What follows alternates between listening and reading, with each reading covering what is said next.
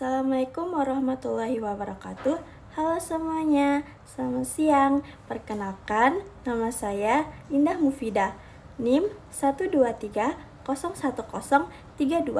dari Prodi Pendidikan Agama Islam, Fakultas Tarbiyah dan Ilmu Keguruan, YIN Pontianak.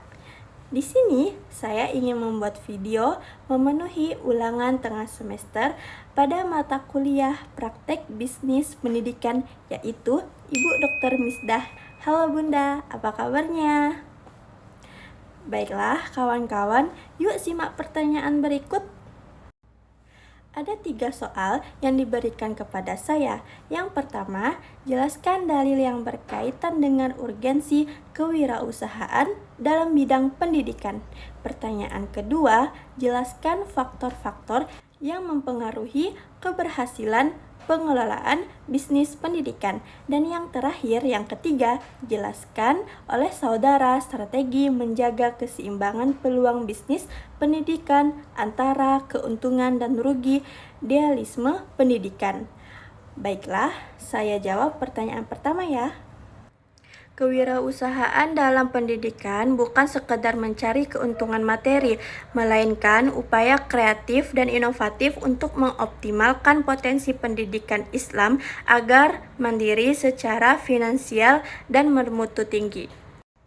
Salah satu dalil yang melandasi pentingnya berusaha, mandiri dan inovatif adalah Quran Surah Ar-Ra'd ayat 11 yang berbunyi, sesungguhnya Allah tidak mengubah keadaan sesuatu kaum sehingga mereka mengubah keadaan yang ada pada diri mereka sendiri. Lembaga pendidikan Islam tidak boleh hanya pasrah menunggu bantuan, harus ada ikhtiar untuk mengubah kualitas lembaga menjadi lembaga yang lebih baik. Dalam dalil lain, yakni Rasulullah SAW bersabda, mengingat salah seorang di antara kamu mengambil talinya, kemudian pergi ke gunung dan datang membawa seikat kayu bakar di atas pegunungannya, lalu menjualnya sehingga Allah menjaga kehormatannya. Dengan cara itu adalah lebih baik baginya daripada meminta-minta kepada manusia. Hadis riwayat Bukhari.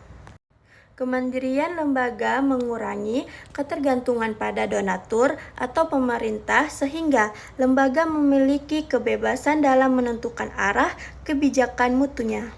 Contohnya yaitu keuntungan bisnis, misal laba dari kantin syariah, penerbitan buku, atau pelatihan dapat dialokasikan untuk membiayai fasilitas, beasiswa, dan kesejahteraan guru. Yang kedua ada memperdayaan umat, yaitu sekolah Islam menjadi pelopor penggerakan ekonomi di lingkungan sekitarnya. Baik, pertanyaan yang kedua, faktor-faktor yang mempengaruhi keberhasilan pengelolaan bisnis pendidikan. Mengelola bisnis pendidikan berbeda dengan bisnis komersial murni karena ada produk, jasa, dan nilai moral yang dipertaruhkan. Faktor keberhasilan meliputi kepemimpinan yang berjiwa eduperen atau pemimpin lembaga harus memiliki visi pendidikan yang kuat sekaligus kepekaan bisnis untuk melihat peluang. Yang kedua ada kualitas sumber daya manusia atau SDM, guru dan staf yang profesional, kompeten, ramah, dan memiliki etos kerja alami. SDM adalah produk utama dalam bisnis jasa pendidikan. Yang ketiga, ada manajemen keuangan yang transparan dan akuntabel.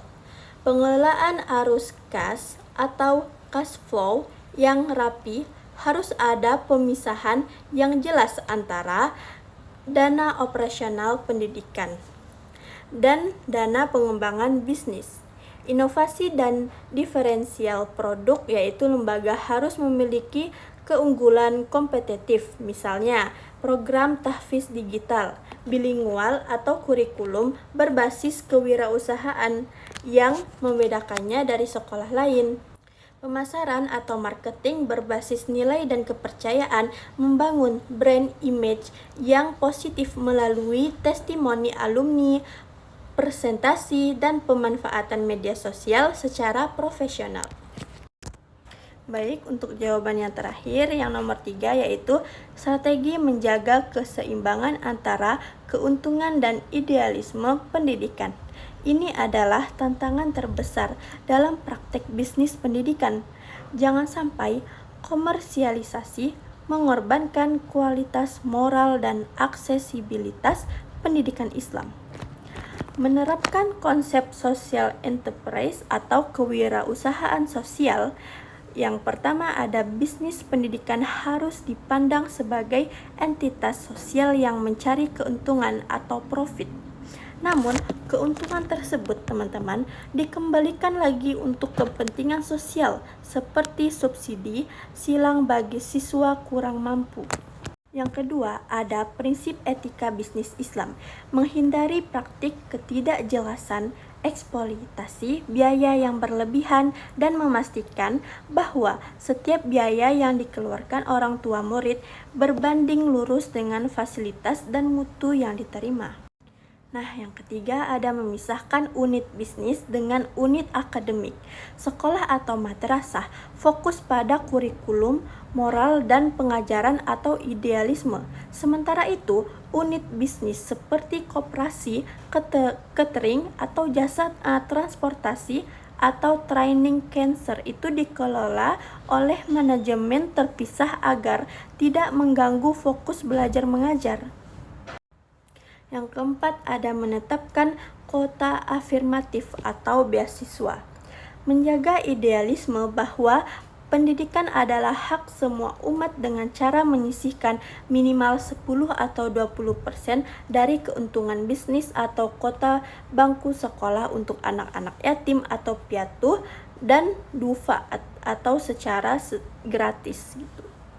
Baiklah teman-teman dan Ibu Dr. Mistah SAG MA yang saya hormati, setelah kita mengupas tuntas ketiga poin pertanyaan UTS tadi, maka sebagai penutup dari pemaparan ini, izinkan saya menyampaikan kesimpulan komprehensif mengenai praktek bisnis pendidikan dalam perspektif pendidikan agama Islam.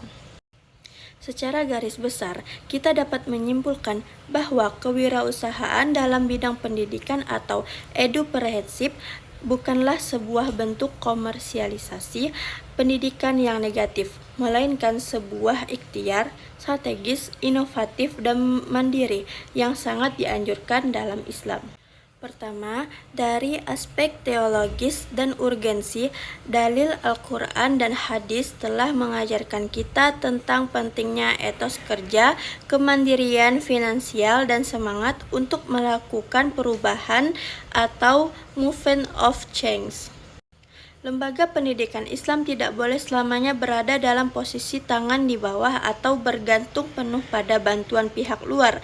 Dengan berwirausaha secara kreatif, lembaga pendidik memiliki kedaulatan penuh untuk membiayai fasilitasnya sendiri, meningkatkan kesejahteraan para pendidik, dan pada akhirnya mendongkrak mutu pendidikan Islam untuk diri sendiri.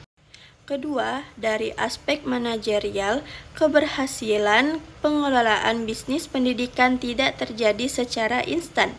Ia sangat dipengaruhi oleh sinergi total antara kepemimpinan yang bervisi kewirausahaan, kualitas SDM yang memiliki core value Islami, manajemen keuangan yang transparan, inovasi produk jasa pendidikan yang adaptif terhadap zaman, serta strategi pemasaran yang berbasis pada kepercayaan umat.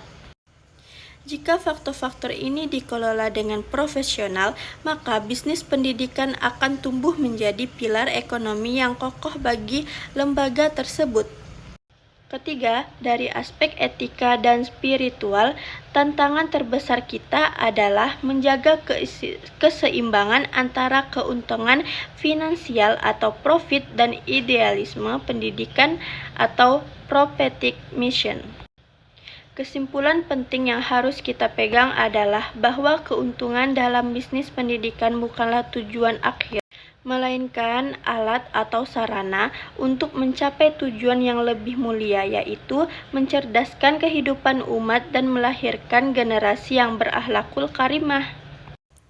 Dengan menerapkan konsep social enterprise, menjaga kepatuhan syariah, memisahkan manajemen akademik dengan unit usaha, serta menyediakan ruang bagi anak-anak kurang mampu melalui subsidi silang, maka idealisme pendidikan Islam akan tetap murni dan terjaga dari arus kapitalisme murni. Jadi, sebagai mahasiswa pendidikan agama Islam, kita harus mengubah paradigma lama. Bisnis dan pendidikan tidak untuk dipertentangkan, melainkan untuk dikolaborasikan demi kejayaan Islam. Melalui edupersip yang sehat, kita tidak hanya mencetak generasi yang cerdas secara intelektual dan spiritual, tetapi juga membangun paradigma Islam yang memandiri secara ekonomi. Demikian jawaban UTS praktik bisnis pendidikan yang dapat saya sampaikan. Mohon maaf atas segala kekurangan dalam penyampaian maupun materi.